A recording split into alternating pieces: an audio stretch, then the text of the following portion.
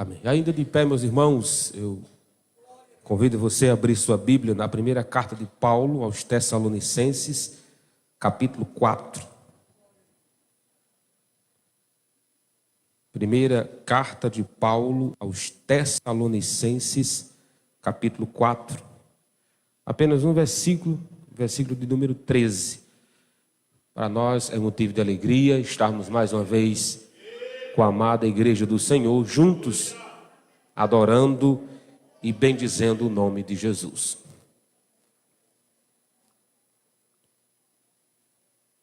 Primeira carta de Paulo aos Tessalonicenses, capítulo 4, apenas um versículo, é o versículo de número 13. Diz assim a palavra do Senhor: Não queremos, porém, irmãos, que sejais ignorantes com respeito aos que dormem, para não vos entristecerdes como os demais que não têm esperança. Poder se assentar em nome de Jesus. Hoje eu quero falar sobre a seguinte temática: a beleza da morte do crente em Jesus. A beleza da morte do crente em Jesus. Todo tempo Deus é bom. Deus é bom todo tempo. Mesmo que nós não entendamos, mesmo que até de início não aceitemos as circunstâncias que nos sobreveem, Deus é sempre bom. Todo tempo Deus é bom. Estávamos nesses dias no Conselho Nacional de Pastores, e um dos pastores que ministrou, o pastor Mateus Vasconcelos, ele estava num culto e testemunhou que o irmão teve um momento para agradecer, contar uma bênção. E a bênção foi que ele ia para o seu trabalho e entrou em um estabelecimento, e um ladrão armado fez um assalto e apontou a arma na cabeça desse irmão e apertou o gatilho. Aí a arma bateu o catolé. Não saiu a bala, né? E o ladrão correu. Irmãos, esse irmão chegou no culto feliz, alegre, satisfeito pelo livramento que Deus lhe dera. O cara puxar o gatilho e o revólver bater catolé é para glorificar de pena. Aí o Mateus Vasconcelos contou assim: sim, tudo bem, é um livramento? É um livramento. É para agradecer a Deus? É para agradecer a Deus. Mas esse irmão vai todos os dias para o trabalho e não acontece nada. Isso também não é um livramento? É um livramento. Deus estava preservando a vida do seu servo todas as vezes que ele ia para o trabalho e voltava em paz. Porque a possibilidade de coisas ruins que podiam acontecer a ele é quase que infinitas, não é? Aí ele deu outro exemplo também. E vamos supor que essa bala tivesse saído. Esse irmão tivesse morrido. Esse irmão estaria na presença de Deus para sempre. O objetivo era dizer que todo jeito o crente ganha. Seja vivo, seja sendo livrado, seja morrendo. Nós somos mais do que vencedores em Cristo Jesus, o nosso Senhor. Então, se tem um povo vitorioso sobre a terra, chama-se crente em Jesus. A passagem que lemos fala acerca da morte daqueles que morreram em Cristo, dormem em Cristo. Por mais que eu tenha como objetivo nessa noite apresentar a bondade de Deus, quando Deus escolhe para si os seus, eu não quero estimular a morte, longe de mim fazer isso. Por isso que, para a introdução, eu quero apresentar os motivos para sempre lutarmos pela vida. Nós sempre vamos optar pela vida. É tanto que o direito à vida, o cuidado aos idosos, a preservação da vida no ventre, é uma pauta cristã. Foi os cristãos que ensinaram a valorizar a vida humana na história da raça humana, foram nós. Então, se tem um povo que é contra a eutanásia, que é contra o aborto, que é contra abandonar vidas, seja onde for, é os cristãos. Então, lutar pela vida não nos dá o direito de pedirmos a Deus a morte. Não nos dá o direito de desejarmos a morte. Então, eu introduzo a minha mensagem falando, claro, algumas verdades maravilhosas que nós, sim, devemos sempre lutar pela vida. Primeiro, porque Jesus nos ensinou a fazer isso. Em Mateus 6,13, Jesus disse assim, na oração do Pai Nosso: e não nos deixe cair em tentação, mas livrai-nos do mal, pois teu é o reino, o poder e a glória para sempre. Jesus Cristo ensinando os seus discípulos, registrado nas Escrituras, está aí: ore por livramento. Peça a Deus para livrar você do mal. Apresenta a Deus a sua vida para que Ele o poupe, para que Ele o livre. Então, livramento deve fazer parte das nossas orações. Segundo objetivo que nós devemos apresentar a Deus nossas vidas, até para preservação, é curas. Tiago, capítulo 5, o irmão de Jesus, no capítulo 5, versículo 14 e 15. Está alguém entre vós doente? Chama os presbíteros da igreja, e estes façam orações sobre ele, ungindo-os com óleo, em nome do Senhor, e a oração da fé salvará o enfermo. E o Senhor o levantará, e se houver cometido pecados, ser-lhe-ão perdoados. Já pensou? O crente pode orar por livramento e Deus livra. Se tem pessoas enfermas, compete a nós orarmos sobre essas pessoas. Aí Tiago diz, e a oração da fé curará o enfermo. Aí o texto diz, e até pecados serão perdoados. Olha que maravilha a oração do cristão. Olha que bênção Deus nos concede quanto ao sofrimento, que Deus nos poupa muitas das vezes. Livramento, Deus nos dá. Cura, o Senhor também nos dá. Mas mesmo diante disso, não nos dá o direito de não chorar. Quando Deus resolve, o Senhor, tirar a vida de pessoas que amamos. A passagem de João, capítulo 11, a partir do versículo 33, está escrito assim: Jesus, vendo-a chorar, olhando aqui para a irmã de Lázaro, e bem assim os judeus que o acompanhavam, agitou-se no espírito e comoveu-se, e perguntou: onde sepultastes? Eles lhes responderam: Senhor, vem e vê. Jesus chorou. Então disseram os judeus: vede quanto o amavam. Quer dizer, eu acredito que Jesus não chorou pela morte de Lázaro, porque Jesus já tinha dito que Lázaro iria ressuscitar alguns versículos antes. Mas o choro de Jesus aqui é pelo sofrimento que o pecado causou, não só na vida de Lázaro, mas na vida da família. Lázaro já estava muito bem, obrigado. Mas as irmãs estavam em pranto. As irmãs estavam em desespero. E Jesus chorou vendo o luto daquelas irmãs. Então, meus irmãos, se Jesus chorou por causa da dor que a morte causa, por causa da dor que o pecado causa, quem somos nós para não chorar também? É um dos menores versículos da Bíblia, João 11:35. Jesus chorou. E por último, eu explico que nós devemos sempre lutar pela vida olhando para o rei Davi. No segundo livro de Samuel, capítulo 12, versículo 15 em diante, está escrito assim: então Natã foi à casa de Davi, e o Senhor feriu a criança que a mulher de Urias dera à luz a Davi. E a criança adoeceu gravemente. Buscou Davi a criança, buscou Davi a Deus pela criança, jejuou Davi, e vindo passou a noite prostrado em terra. Então os anciãos da sua casa se achegaram a ele para o levantar da terra. Porém ele não quis e não comeu com eles. Ao 7º dia morreu a criança. Observe que enquanto Deus não levou o filho de Davi, por mais que tenha sido na situação do adultério, ele trouxe a mulher para a sua casa. Claro, a partir daí passou a ser o esposo dela. O filho que foi concebido por conta do adultério, Deus feriu a criança e que tomou para si. Mas antes de Deus tomar a criança para si, o que Davi fez? Chorou por a vida da criança, jejuou por a vida daquela criança e intercedeu 7 dias na presença de Deus. Isso mostra-nos que o cristão, que o servo de Deus, sempre deve optar pela vida. Sempre deve buscar pela vida. Se é de jejuar, que jejue. Se é de chorar, que chore.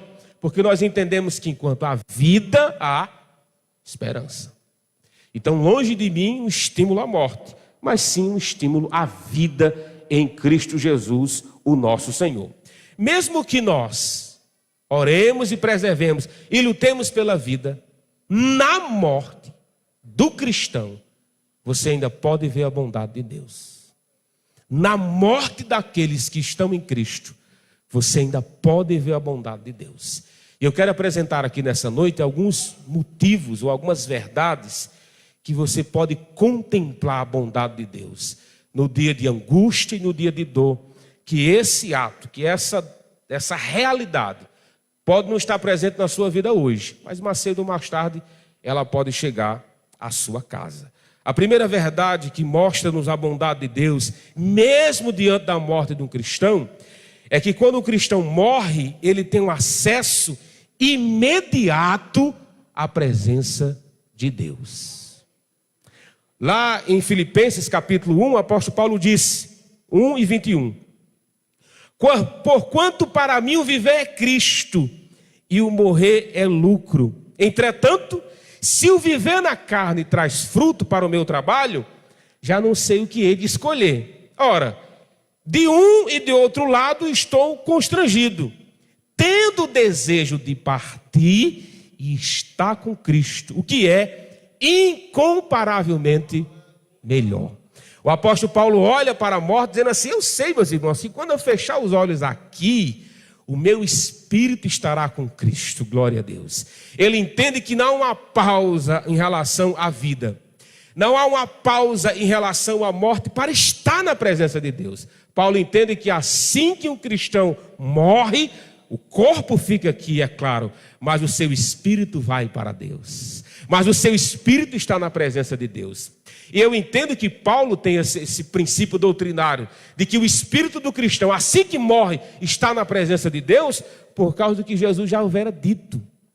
Em Lucas capítulo 23, versículo 42, Jesus disse ao ladrão que estava ao seu lado. E acrescentou Jesus, ele fez o seguinte pedido, Jesus, lembra-te de mim quando vieres no seu reino. Versículo 42. O 43, Jesus lhe respondeu, em verdade te digo que hoje estarás comigo no paraíso.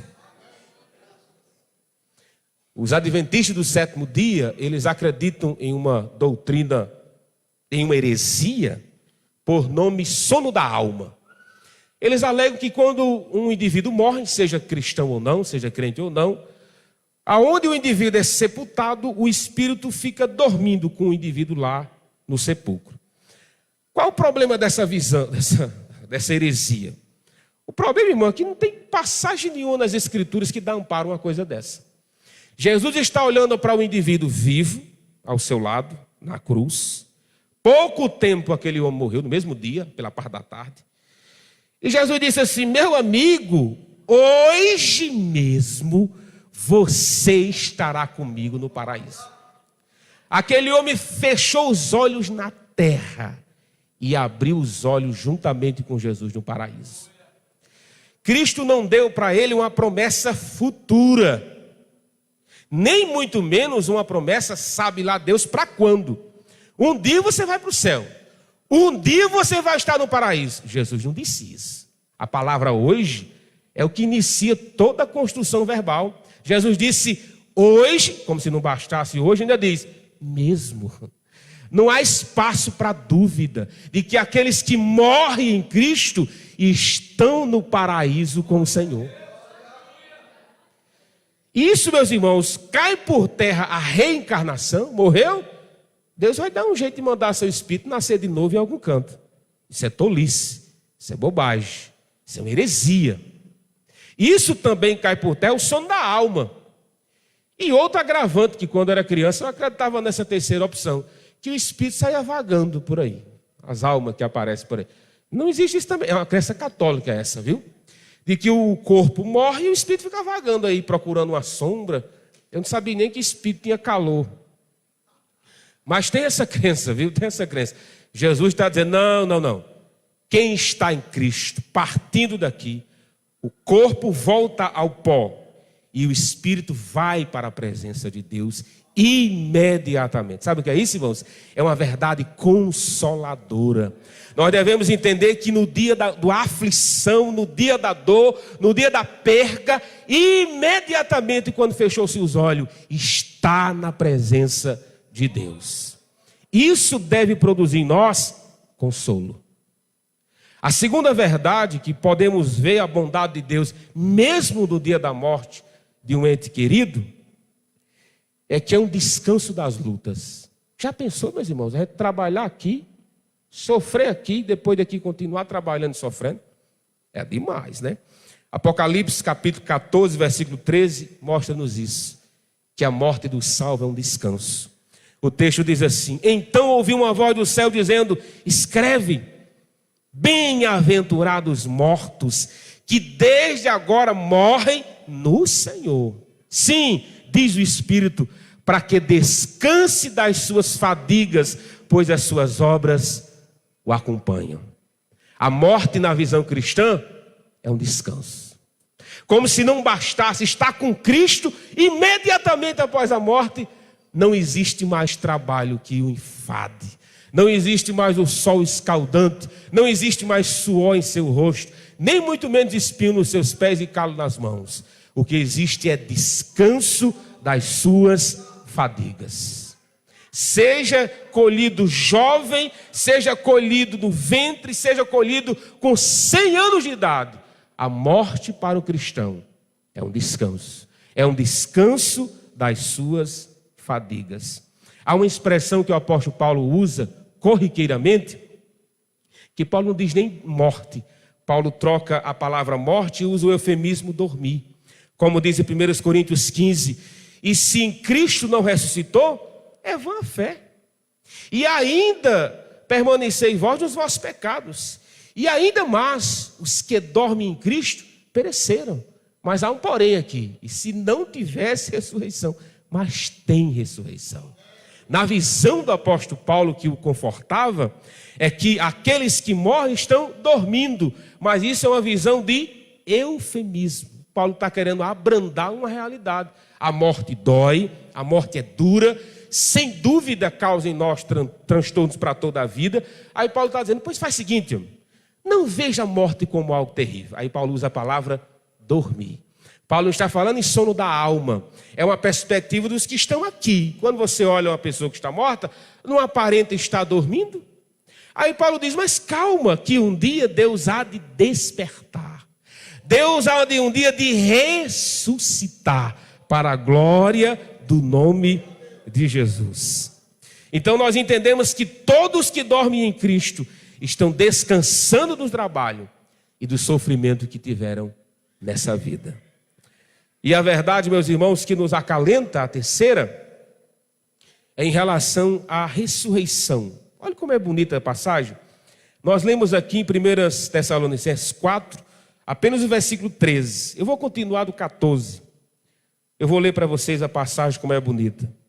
Pois se cremos que Jesus morreu e ressuscitou, assim também Deus, mediante Jesus, trará em sua companhia os que dormem.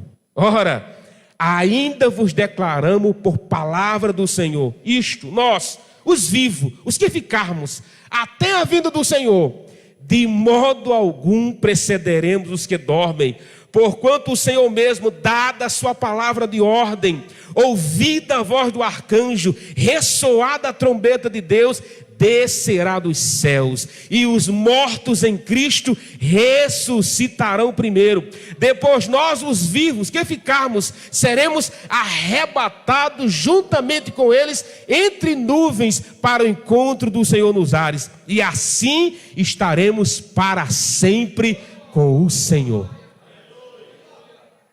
Paulo não via a morte como um ponto final na vida do cristão. Era uma vírgula para daqui a pouco. Vai ressuscitar. Daqui a pouco Deus vai despertar. Daqui a pouco Deus chamará para si todos que morreram nele. E eles vão ressuscitar com o corpo glorificado.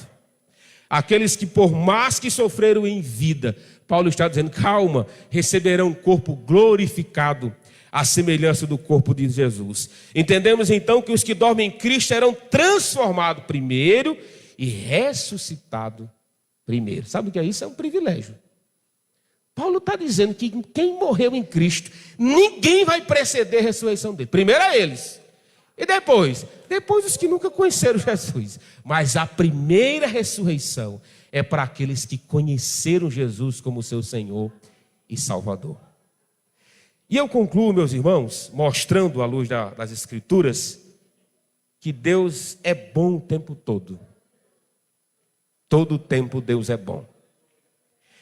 Mesmo diante da morte de um crente, é possível ver a bondade de Deus, porque a morte é o último inimigo a ser vencido. Quantas vidas ceifadas, não é? Quantas dores que a morte causou. Mas o apóstolo Paulo e Jesus Cristo, olhando para a morte, eles entendiam que um dia ela também vai morrer. C.S. Lewis chegou a dizer que na morte de Jesus, a morte morreu. Tem até um hino que diz isso, né? De Oséias de Paula. Na morte de Jesus, a morte morreu. Que conversa é essa?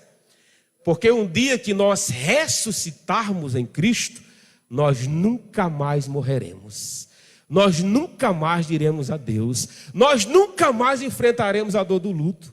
Então Paulo está dizendo, e Jesus Cristo, de que a morte é o inimigo que será vencido, e vencido definitivamente.